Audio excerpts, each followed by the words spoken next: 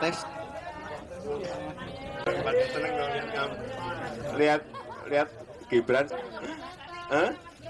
Ya, tiap hari kerja terus.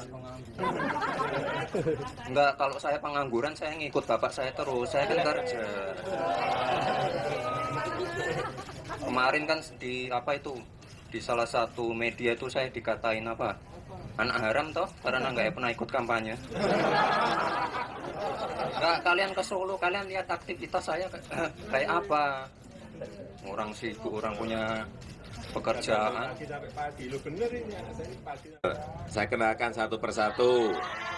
Ini Bu. Dengan slogan kampanye Jakarta Baru, Jokowi Ahok ternyata bikin kejutan.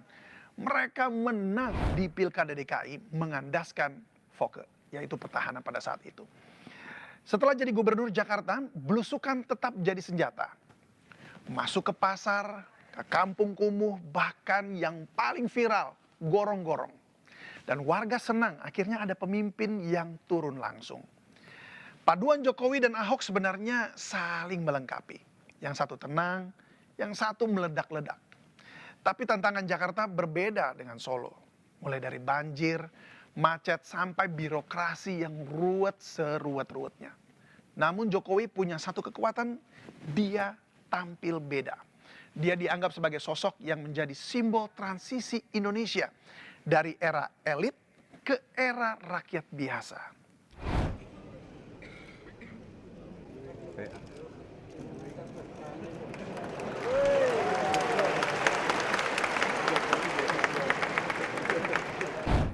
Tapi setelah Jokowi menang dan memimpin Jakarta, apakah keadaan Jakarta berubah?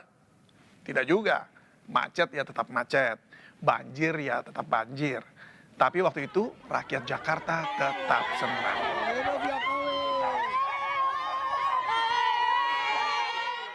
Masalah di Jakarta belum tuntas, tetapi Jokowi meninggalkan Ahok. Jokowi mencoba peruntungan menjajal kontestasi pemilihan presiden. Dia berpasangan dengan Yusuf Kala, mantan wapres periode Presiden SBY. Tahun 2014, Jokowi Yusuf Kala maju sebagai calon presiden melawan pasangan Prabowo Subianto Hatta Rajasa. Pilpres 2014 memang penuh dengan drama, panas, dan penuh dengan black campaign. Tapi rakyat tetap memilih Jokowi. Dia jadi presiden dari kalangan sipil pertama yang bukan bagian dari elit politik lama. Program andalannya Tol Laut, Kartu Indonesia Sehat, dan Kartu Indonesia Pintar. Infrastruktur dibangun secara besar-besaran. Bandara, pelabuhan, hingga jalan tol dibangun Jokowi. Tapi tidak semua orang senang.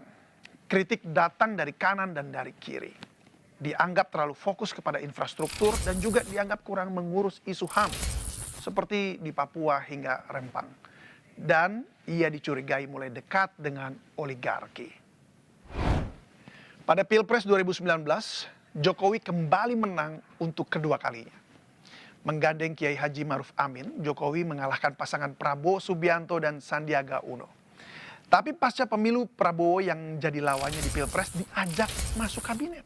Dan ini menjadi langkah yang cukup pintar untuk meredam pertentangan pendukung lawan.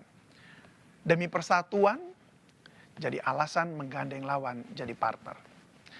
Pada periode kedua pemerintahan Jokowi mulai ada kebijakan-kebijakan yang dinilai jauh dari kepentingan publik. Setahun menjabat, tiba-tiba muncul Omnibus Law, paket kebijakan serba bisa undang-undang yang dinilai jauh dari kepentingan masyarakat umum. Dan ini memicu mahasiswa turun ke jalan-jalan, berunjuk rasa berhari-hari di banyak tempat.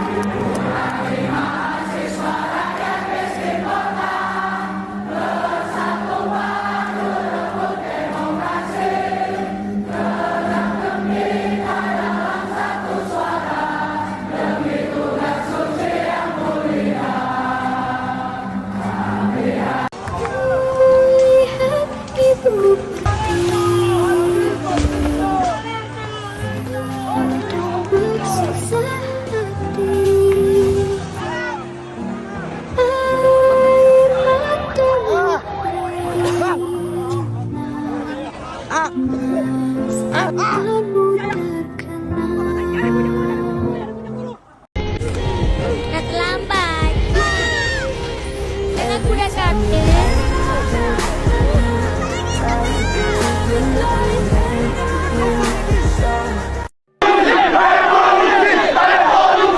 Mengejutkan sekaligus bikin kagum, Kang Deddy hadir langsung di tengah panasnya aksi demo bersama barisan TNI. Bukan sekadar ikut menyaksikan, tapi benar-benar tampil sebagai sosok pemimpin yang berusaha menenangkan warganya agar tidak larut dalam amarah terhadap DPR maupun kepolisian.